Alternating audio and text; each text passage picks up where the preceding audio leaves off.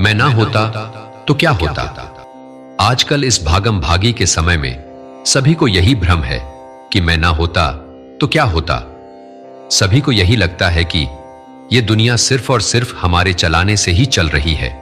अगर हम ना हो तो यह दुनिया का अस्तित्व ही समाप्त हो जाएगा। क्या ऐसा वास्तव में है या यह हमारा भ्रम है कि दुनिया हमारे बिना चल ही नहीं सकती है। बॉस को लगता है कि उसके बिना कंपनी या ऑफिस चल ही नहीं सकते हैं और स्टाफ को भी यही लगता है कि उसके बिना बॉस अपना काम चला ही नहीं सकते हैं। पति को लगता है कि वो ही सारे घर को चला रहा है, उसके बिना घर और परिवार का क्या होगा। और सेम टू सेम यही पत्नी का भी सोचना है। लेकिन क्या वास्तव में ऐसा है? क्या वास्तव में ही दुनिया हमारे चलाने से ही चल रही है?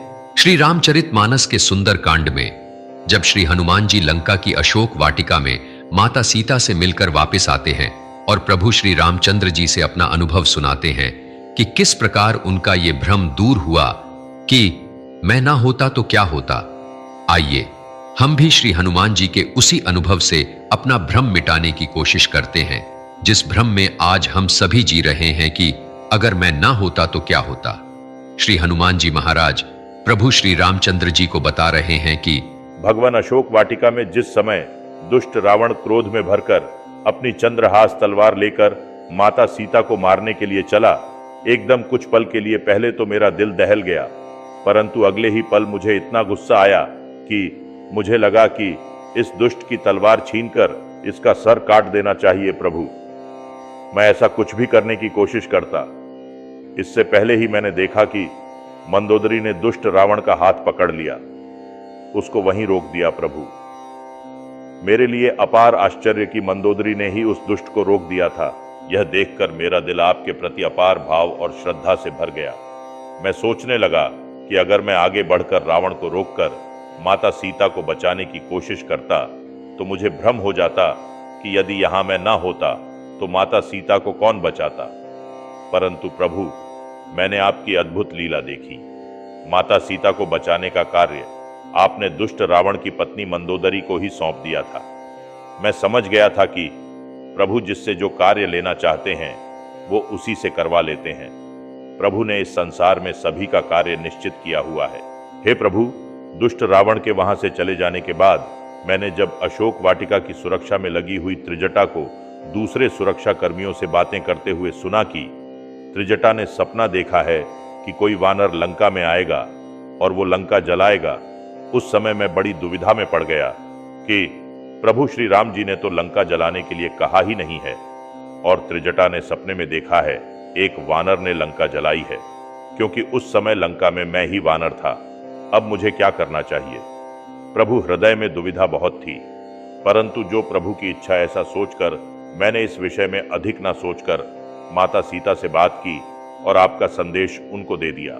इसके बाद जब मेघनाद मुझे दुष्ट रावण के दरबार में ले गया और उस दुष्ट के आदेश से लंका के सैनिक तलवार लेकर मुझे मारने के लिए दौड़े, प्रभु, उस समय तक मेरे दिल से यह भ्रम निकल चुका था कि मैं ना होता तो क्या होता, क्योंकि मुझे आपकी लीला पर पूरा विश्वास हो चुका था। इसलिए मैंने अपने को बचाने के लिए तनिक भी चेष्टा नहीं की और इससे पहले कि सैनिक मेरे पास पहुंच पाते, उससे पहले ही विभीषण जी ने आकर सैनिकों को रोकते हुए रावण से कहा कि दूत को मारना अनीति है।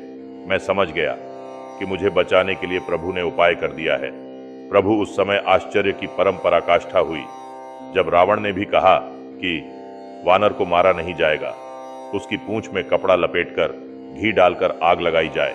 महाराज, मैं सोचने लगा कि अशोक वाटिका वाली त्रिजटा के सपने की बात सच थी, अन्यथा लंका को जलाने के लिए मैं कहां से घी, तेल, कपड़ा लाता और कहां मैं आग ढूंढता। परंतु महाराज, वह प्रबंध भी आपने रावण से ही करवा दिया। जब आप रावण से भी अपना काम करवा लेते हैं तो अपने इस दास से अपना काम करवा लेने में आश्चर्य की क्या बात है। इतना कहकर श्री हनुमान जी ने अपना शीश श्री रामचंद्र जी महाराज के चरण कमलों में रख दिया। सदैव याद रखें, संसार में जो हो रहा है वह सब ईश्वरीय विधान है। हम और आप केवल निमित्त मात्र हैं।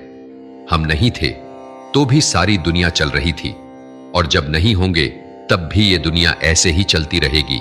किसी के होने न होने से इस दुनिया का कोई काम नहीं रुकता है। इसलिए कभी भी यह भ्रम न पालो कि मैं ना होता तो क्या होता, और अपने सनातनी होने पर हमेशा गर्व करें। जो प्राप्त है वही पर्याप्त है। श्री सीताराम भक्त वत्सल दिव्य संस्थान की प्रस्तुति। कृपया अपने सुझाव कमेंट बॉक्स में लिखें और हमेशा रटते रहे। जय श्री राम, जय जय श्री राम।